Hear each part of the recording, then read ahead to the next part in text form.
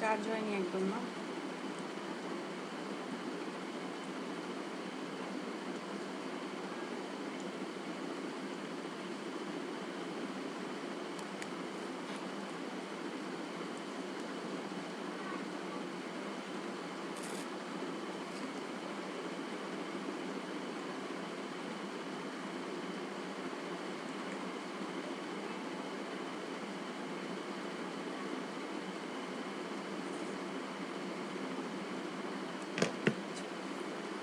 বিসমিল্লাহির রহমানির রহিম। প্রিয় শিক্ষার্থীবৃন্দ এবং যারা দেখছেন, আসসালামু আলাইকুম। আমি নাহিদা পারভিন, সহকারী অধ্যাপক গণিত, সরকারি বাংলা কলেজ। আজকে সরকারি বাংলা কলেজে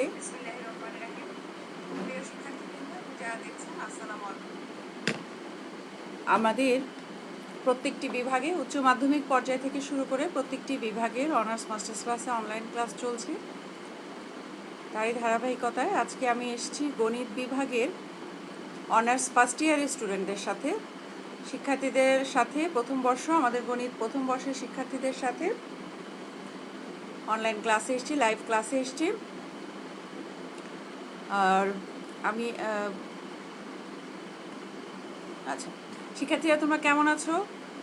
আশা করি ভালো আছো, সুস্থ আছো, নিরাপদেই আছো। আর আমি আজকের ক্লাসে আমি তোমাদের সাথে যে এটা অধ্যায়টি আমি করছিলাম, যে কোর্সটি পড়াচ্ছিলাম, সেটি হচ্ছে অ্যানালাইটিক ও ভেক্টর জিওমেট্রি। এবং সেখানে আমরা প্রথম থেকে পড়ে এসে এখন যে অধ্যায়টি আমরা কন্টিনিউ করছিলাম সেটা হচ্ছে সার্কেল।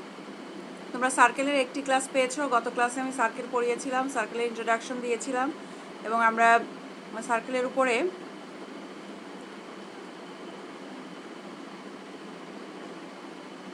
বেশ কিছু প্রাথমিক আলোচনা করেছিলাম, তাই না? কারা কারা আছো ক্লাসে আমার সাথে? হামিদা আক্তারকে দেখতে পাচ্ছি, তন্ময়, অন্তর। ভালো আছি আলহামদুলিল্লাহ, তোমরা ভালো আছো আশা করি। একটা প্রতিকূল পরিবেশের মধ্য দিয়ে আমাদের তো এভাবে ক্লাস নিতে হচ্ছে। আমরা আমাদের অতি পরিচিত ক্লাসরুম পাঠদানে যেতে পারছি না, তোমাদের সাথে সামনাসামনি আমাদের সেই ক্লাস সেটা যেহেতু হচ্ছে না, কিন্তু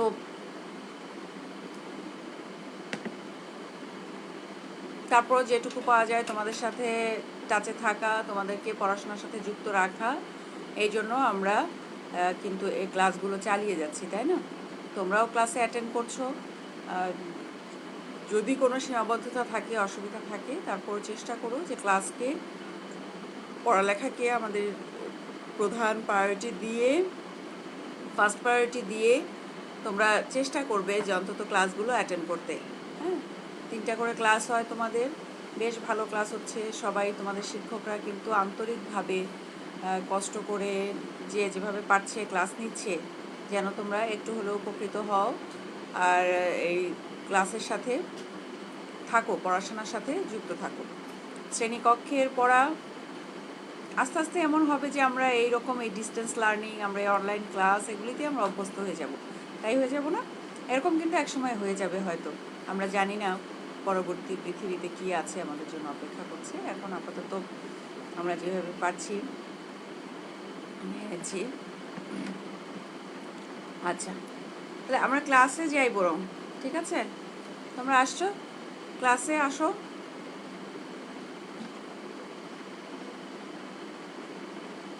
অ্যানালাইটিক ও ভেক্টর জিওমেট্রির আমরা শুরু থেকে কি পড়েছিলাম তোমাদের মনে আছে?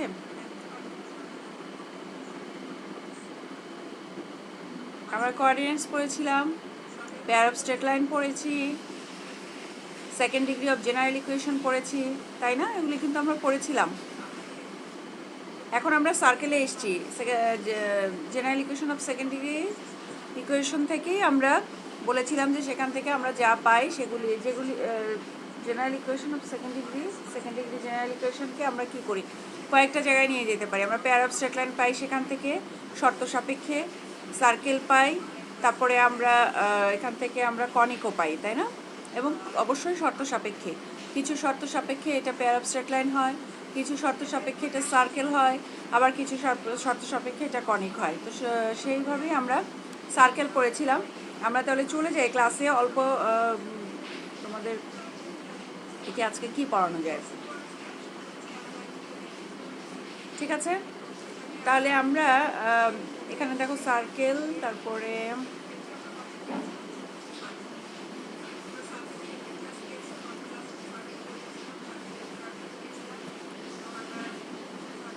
একটু দেখি এটা একটু দাও।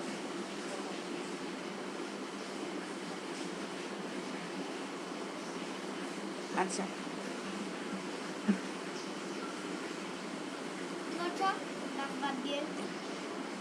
চার্জ নেই, চার্জ দিতে। আচ্ছা, তাহলে এই সার্কেল কিন্তু আমরা পরিচয় করিয়েছিলাম, তাই না? সার্কেলের সাথে তোমাদের মনে আছে আমরা বলেছিলাম যে সার্কেল মানেই হচ্ছে দুইটি বিন্দুর উপস্থিতি। একটা বিন্দু স্থির থাকবে, ফিক্সড থাকবে, সেই বিন্দুটাকে কেন্দ্র করে, যে বিন্দুটা স্থির থাকবে, ফিক্সড থাকবে, সেই বিন্দুটাকে কেন্দ্র করে আরেকটা বিন্দু ঘুরতে থাকবে, ঘূর্ণায়মান থাকবে। কিন্তু সেই ঘূর্ণায়মান বা ঘুরতে থাকা চলমান অবস্থাটা অবশ্যই প্রতি ক্ষেত্রে সমান হবে, ঠিক আছে? প্রতি ক্ষেত্রে সমান হবে। সমান যদি না হয় তাহলে কিন্তু সার্কেল হবে না। তাহলে যে বিন্দুটা ফিক্স সেই বিন্দু থেকে আরেকটি ঘূর্ণায়মান বিন্দুর দূরত্ব সবসময় সমান হবে, এবং এই যে দূরত্বটা এটাকে আমরা বলবো ব্যাসার্ধ, ঠিক আছে?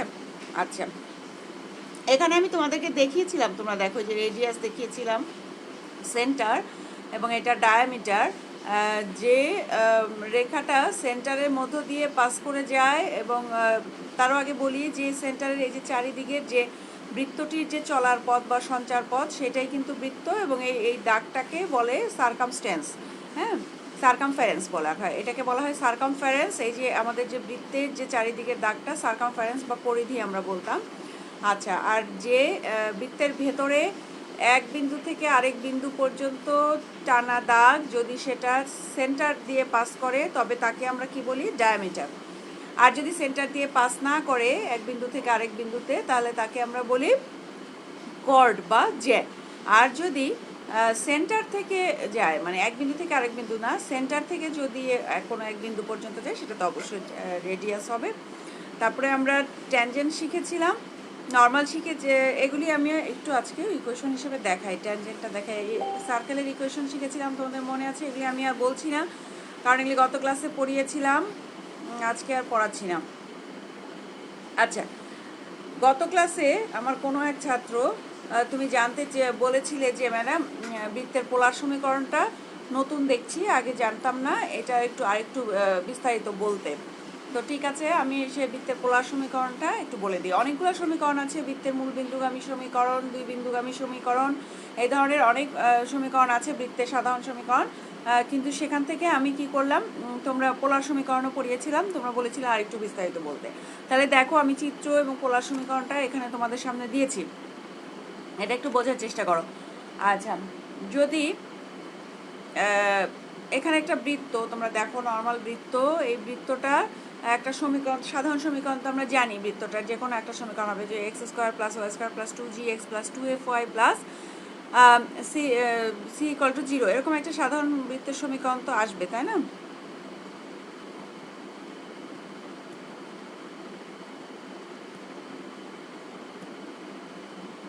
এই দেখো, এই যে আমাদের জেনারেল ইকুয়েশন অফ সার্কেল, বৃত্তের সাধারণ সমীকরণ কিন্তু আমরা জানি, কিন্তু সেই জেনারেল ইকুয়েশন অফ সার্কেল থেকে আমরা যদি পোলার ইকুয়েশনে যাই, দেখো এখানে পোলার ইকুয়েশনটা লেখা আছে R square plus P square minus 2rp cos theta minus alpha equal to A square. এটা কিন্তু আমি এখান থেকে ব্যাখ্যা করেছিলাম, তোমরা আরেকটু জানতে চেয়েছো, ঠিক আছে? আমরা চলে যাই।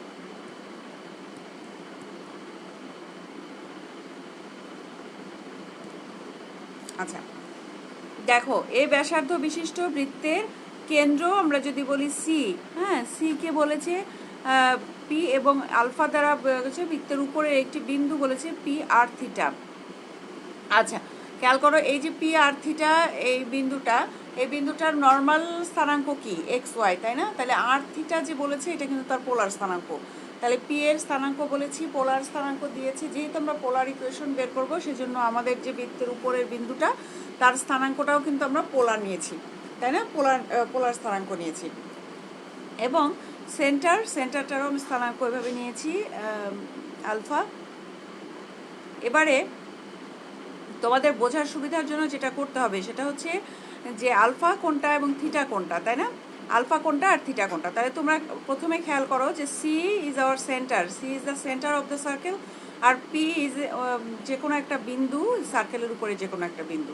এখন পি থেকে মূল বিন্দুটা যোগ করেছি, আবার সি থেকেও মূল বিন্দু যোগ করেছি। আবার দেখো আমি বলছি, সি হচ্ছে সেন্টার, পি হচ্ছে যে কোনো বিন্দু, বৃত্তের উপরিস্থিত যে কোনো বিন্দু। পি থেকে আমি সেন্টার, আমাদের যে মূল বিন্দু আছে ও, তাকে যোগ করেছি, এবং সি থেকেও মূল বিন্দুটাকে যোগ করেছি। করার পরে আমাদের কিন্তু কোণ তৈরি হয়েছে। দেখো, পি যদি মূল বিন্দুর সাথে যোগ করি তাহলে পি ও, এই যে রেখাটা, এটা আমাদের এক্স অক্ষের সাথে একটা কোণ তৈরি করেছে। আবার সি কে যখন মূল বিন্দুর সাথে যোগ করব, সি ও, এটাও কিন্তু আমার এক্স অক্ষের সাথে একটি কোণ তৈরি করেছে। সেই কোণগুলোর আমি আলাদা করে নাম দিয়েছি। দেখো, পি ও এক্স অক্ষের সাথে যে কোণ তৈরি করেছে তার নাম দিয়েছি থিটা, আর সি ও এক্স অক্ষের সাথে যে কোণ তৈরি করেছে তার নাম দিয়েছি আলফা। তাহলে পিও হচ্ছে, পিও কি সংযোগ রেখা? পিও হচ্ছে আমাদের মূল বিন্দু এবং বৃত্তের উপস্থিত যে কোনো বিন্দুর সংযোগ রেখা। তাহলে সেই সংযোগ রেখাটা কিন্তু থিটা কোণ তৈরি করেছে, আর সেন্টার, কেন্দ্র থেকে মূল বিন্দুর সংযোগ রেখাটি এক্স অক্ষের সাথে আলফা কোণ তৈরি করেছে। তাহলে তোমরা এখানে খেয়াল করো, এই যে আমাদের ত্রিভুজটা পিসিও, পিসিও, এই যে ত্রিভুজ পেয়েছি, তাই না? দুইটা যোগ করার ফলে সংযোগ রেখা দিয়ে আমাদের পিসিও একটা ত্রিভুজ পেয়েছি, ট্রায়াঙ্গেল। এই পিসিও ত্রিভুজের পিওসি কোনটা? পিওসি কোণ কি হবে বলো তো? Theta minus alpha. পিওসি কোণ কি হবে? Theta minus alpha.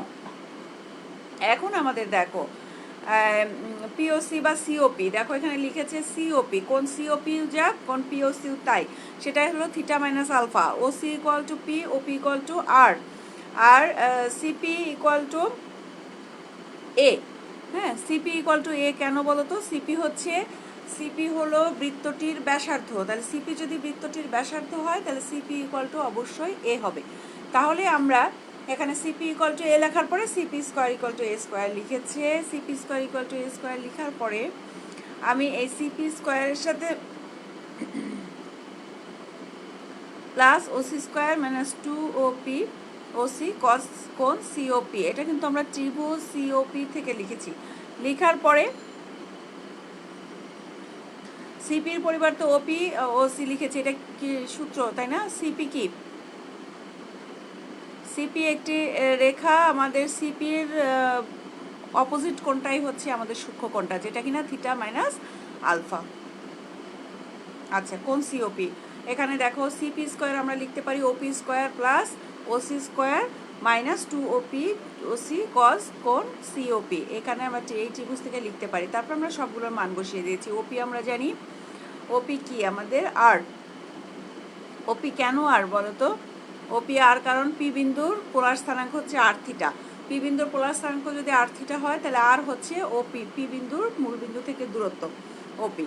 আচ্ছা, তারপরে ওসি লিখেছি, ওসি হচ্ছে আমার সি বিন্দুর পোলার স্থানাঙ্ক। তাহলে এটা ওসি পি, তাহলে R square plus P square minus 2RP cos theta minus alpha. তাহলে এই সূক্ষ্মকোণটা থিটা মাইনাস আলফা একালটা এর পাশে স্কোয়ার তো ছিলই। তাহলে এটাই হচ্ছে বৃত্তের পোলার সমীকরণ, এটাই বৃত্তের পোলার সমীকরণ। আবার বলি, তাহলে বৃত্তের পোলার সমীকরণ বের করতে তোমাকে কেন্দ্রের পোলার স্থানাঙ্ক লাগবে, বৃত্তের উপস্থিত বিন্দুটির পোলার স্থানাঙ্ক লাগবে, এবং এগুলি সব সংযোগ করে দিলে যে ত্রিভুজটি পাবো সেই ত্রিভুজ থেকে আমরা এটা করতে পারবো। দেন এখন বলো যে এই মূলবিন্দুতে যদি কেন্দ্র হতো, এখানে মূলবিন্দু তো আমরা কি করেছিলাম? মূলবিন্দুটাকে দূরে রেখেছিলাম, তাই না? আর কেন্দ্র আলাদা, মূলবিন্দু আলাদা। কিন্তু এই মূলবিন্দু যদি কেন্দ্র হতো তবে কি হতো? তাহলে কিন্তু সি বিন্দুটাই 0 0, এই সি বিন্দুটা 0 0 হয়ে যেত। সি বিন্দুটা 0 0 হয়ে গেলে আমাদের পি কিন্তু 0 হয়ে যেত। আর পি 0 হয়ে গেলে খেয়াল করো, পি স্কোয়ারও 0, এই টার্মটাও 0, এই টার্মটা 0, এই টার্মটা 0। তাহলে কি হয়ে যেত? R square equal to A square, R square equal to A square বা আর ইকুয়াল টু এ। তাহলে আমার বৃত্তের পোলার সমীকরণটা আমি কি জানি? বৃত্তের পোলার সমীকরণ মনে করে ফেলো, এক্ষুনি মুখস্থ হয়ে যাবে। দেখো, R square plus P square minus 2RP cos theta minus alpha equal to A square. যদি এই বৃত্তটির মূল বিন্দুতে কেন্দ্র হয় তাহলে আর ইকুয়াল টু এ, বা R square equal to A square, বা আর ইকুয়াল টু এ। ঠিক আছে? এখন মনে হয়, আশা করি তোমরা পোলার সমীকরণটা বুঝতে পারবে, বৃত্তের পোলার সমীকরণ। আচ্ছা, এবারে বৃত্তের অভিলম্বর সমীকরণের আগে আমরা একটু equation of tangent of circle দেখে যাই। এটা আমি করেছিলাম তোমাদের জন্য equation of tangent. The equation of a straight line passing through P. ট্যানজেন্টটা কি? ট্যানজেন্ট কিন্তু nothing but a straight line. Tangent হচ্ছে একটা স্ট্রেট লাইন, জাস্ট একটা সরলরেখা যা কিনা বৃত্তকে একটি বিন্দুতে স্পর্শ করেছে। বৃত্তকে যদি দুইটি বিন্দুতে স্পর্শ করে, দুইটি বিন্দু স্পর্শ করা যাবে না, তাহলে ছেদ হয়ে যাবে, তখন সেটা ছেদক হয়ে যেত। কিন্তু এটা একটি বিন্দুতে স্পর্শ করে। যদি কোনো সরলরেখা কোনো বৃত্তকে যা শুধু এবং শুধুমাত্র একটি বিন্দুতে স্পর্শ করে, তাহলে সেটা কি হয়ে যায় বলো?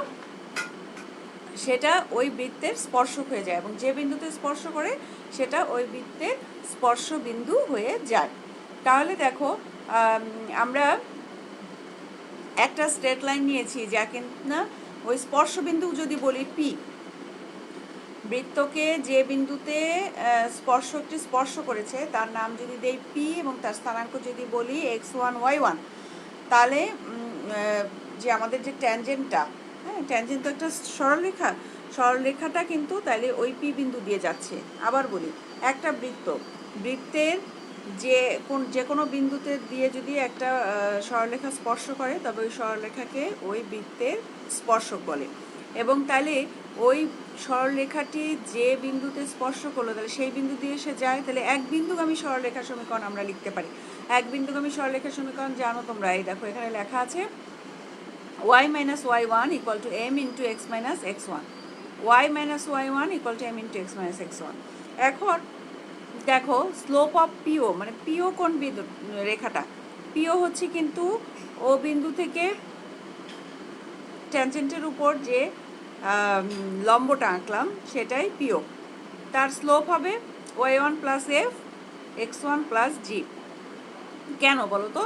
কারণ ও বিন্দু তো আমাদের কেন্দ্র, তাহলে ওর স্থানাঙ্ক কি F G, minus F minus G, তাই না? এটা না, তাহলে এটা থেকে এটা বিয়োগ করলে প্লাস হয়ে গেছে, যেহেতু এটা মাইনাস ছিল।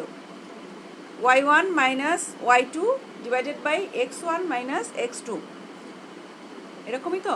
তাহলে হচ্ছে তোমার y1 মাইনাস y2 যখন করলাম, তাহলে y1 মাইনাস মাইনাস জি, y1 মাইনাস মাইনাস জি, তাহলে কি হয়ে গেল y1 প্লাস জি। আর x1 মাইনাস মাইনাস এফ, তার মানে sorry, y1 minus minus F হবে, আর x1 মাইনাস মাইনাস জি হবে, তাহলে প্লাস জি হয়ে গেল। তাহলে এটাই হচ্ছে পিওর ঢাল। এটা যদি পিওর ঢাল হয়, তাহলে তোমরা খেয়াল করে দেখো, খুব মনোযোগ দিয়ে খেয়াল করে দেখো যে এটা কার ঢাল? ওপি রেখার ঢাল। ওপি রেখাটা এখানে একটা দিলে খুব ভালো হতো, নাম দিলে এই রেখাটা। আচ্ছা, ওপির ঢাল পেলাম এটা। আর এই যে আমাদের ট্যানজেন্ট রেখাটা, লম্বা রেখাটার ঢাল কি? এম।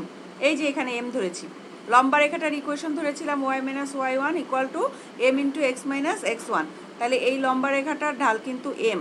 আর এই যে কেন্দ্র থেকে রেখাটা, এইটার ঢাল হচ্ছে আমরা বের করে নিলাম y1 plus F by x1 plus G. কিন্তু তোমরা দেখো, ইন্টারেস্টিং ব্যাপার হচ্ছে এই কেন্দ্র থেকে রেখাটা এই স্পর্শকের উপর লম্ব।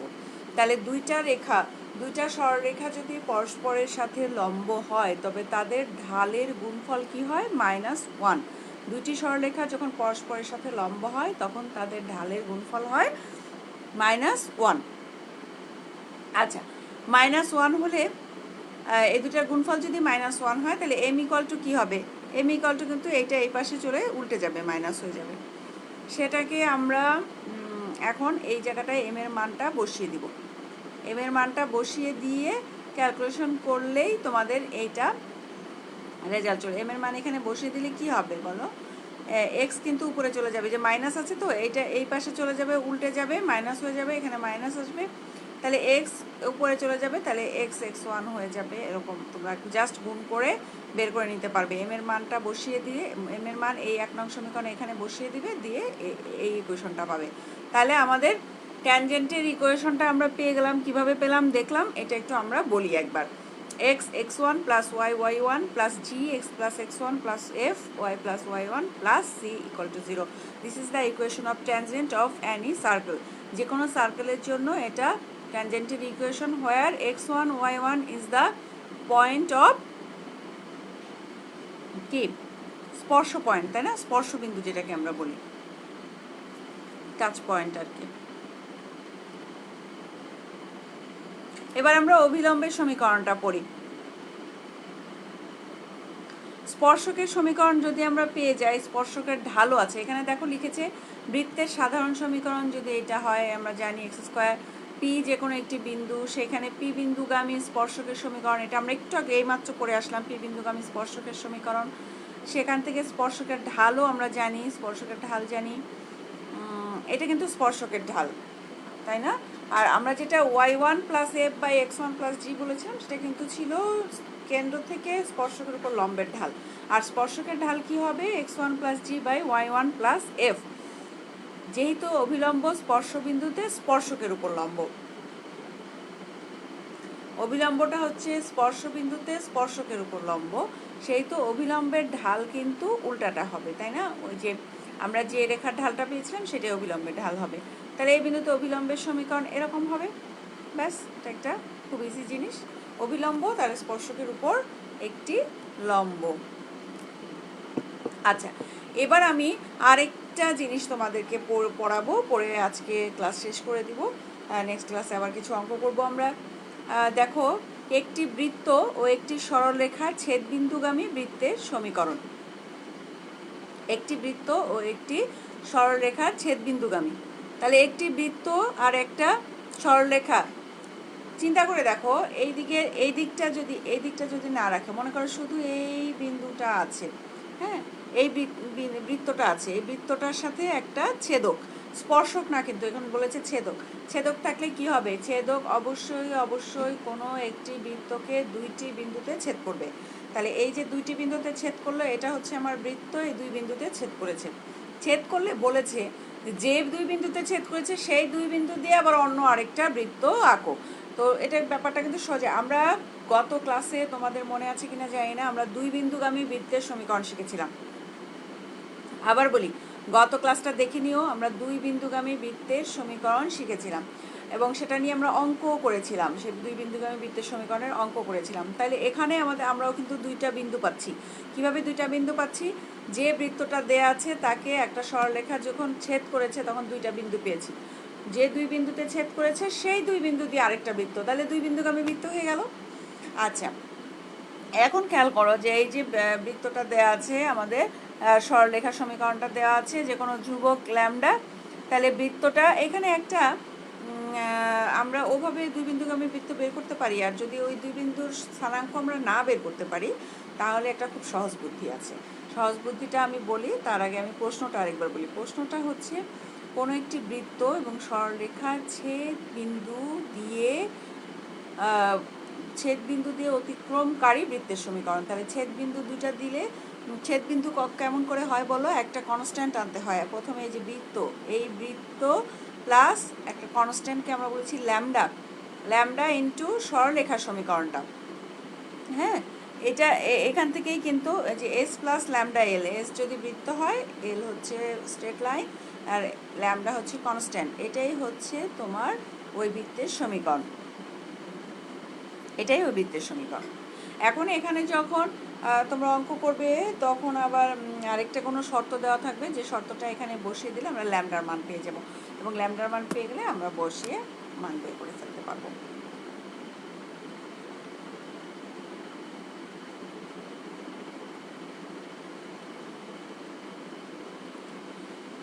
তো আজকে এই পর্যন্তই। আজকে আমরা কি কি শিখলাম বলো? বৃত্তের পোলার ইকুয়েশন ভালোভাবে শিখেছি, আশা করি তোমরা পারছো, বুঝতে পেরেছো। বইটা আরেকবার দেখো, পরিষ্কার হয়ে যাবে, ক্লিয়ার হয়ে যাবে কনসেপ্ট।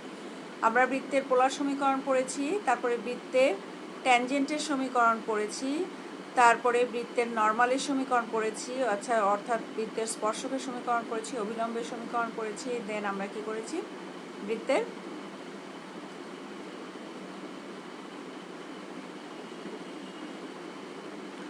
তারপরে আমরা একটি বৃত্ত এবং একটি সরলরেখার ছেদবিন্দুগামী বৃত্তের সমীকরণ পড়েছি। চারটা জিনিস: বৃত্তের পোলার সমীকরণ পড়েছি, বৃত্তের স্পর্শকের সমীকরণ বা ট্যানজেন্টের বা বৃত্তের অভিলম্ব বা নর্মালের সমীকরণ, এবং একটি বৃত্ত এবং আরেকটি স্ট্রেট লাইনের ছেদবিন্দুগামী একটি বৃত্তের সমীকরণ পড়েছি।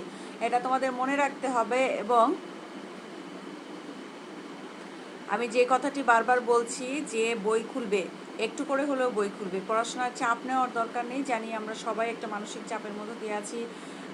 একটু একে তো মানে করোনার টেনশন, তারপরে ঘরে থাকা, স্বাভাবিকভাবে বাইরে যেতে না পারা, স্কুল কলেজ তোমাদের শিক্ষা প্রতিষ্ঠানে না যেতে পারা, এগুলি সব কিছু আমাদের একটা মানসিক চাপের মধ্যে রেখেছে। সেই জন্য পড়াশোনার চাপ খুব বেশি নেওয়ার দরকার নেই, কিন্তু পড়াশোনাটা নিয়মিতভাবে একটু একটু করে চালিয়ে যেতে হবে, কারণ এটা আমাদের জীবনের একটি একেবারে অপরিহার্য বিষয়, অপরিহার্য দিক, এবং এটাকে এমন না যে এটা ইমার্জেন্সি, আজকে করলাম কালকে না করলেও চলবে। পড়ালেখাটা এমন এক শিক্ষা এবং পড়ালেখা এমন একটা জিনিস যেটা আমাদের জীবনের সাথে সারা জীবন, আমাদের জন্ম থেকে মৃত্যু পর্যন্ত কন্টিনিউয়াসলি ধারাবাহিকভাবে এটা আমাদের সাথে কিন্তু থাকবে। কাজে যেহেতু এটা আমাদের সাথে থাকবে, সেহেতু একটু একটু করে এর সাথে তোমাকে যুক্ত থাকতে হবে। একেবারে এখান থেকে ডিটাচড হয়ে অন্য জায়গায় চলে যাওয়া যাবে না। আর এটা তো তোমাদের ছাত্র জীবন, এখন তো আরও খুব দরকার যে মানসিক চাপ অনেক বেশি না নিয়ে তোমরা ধীরে ধীরে একটু একটু করে প্রতিদিন যে ক্লাসগুলো হচ্ছে সেই ক্লাসটাই, বইটা একটু খোলো না, বইটা আধা ঘন্টা 1 ঘন্টাও যদি খুলে একটু দেখো, খুব বেশি সময় না, 24 ঘন্টা থেকে যদি তুমি 1 ঘন্টা বইটা, 1 ঘন্টা ক্লাস করবে আর 1 ঘন্টা বইটা নিয়ে বসবে, ব্যাস, তাহলে তোমার অনেকখানি শিখে রাখতে পারবে। তারপরে নেক্সট আমাদের শিক্ষা প্রতিষ্ঠান সব খুলে গেলে, আল্লাহর রহমতে সব কিছু স্বাভাবিক হয়ে গেলে, আমরা যখন পরীক্ষায় চলে যাব, অথবা যদি অনলাইনেই কখনো পরীক্ষা আমাদের নিতে হয়, তাহলে তোমাদের তখন আর খুব বেশি বার্ডেন হয়ে যাবে না, কষ্ট হয়ে যাবে না, তোমরা পারবে ইনশাল্লাহ। ঠিক আছে, আজকে এই পর্যন্তই। নেক্সট ক্লাসে আমার আবার দেখা হবে। ততদিন পর্যন্ত সবাই সুস্থ থাকো, ভালো থাকো,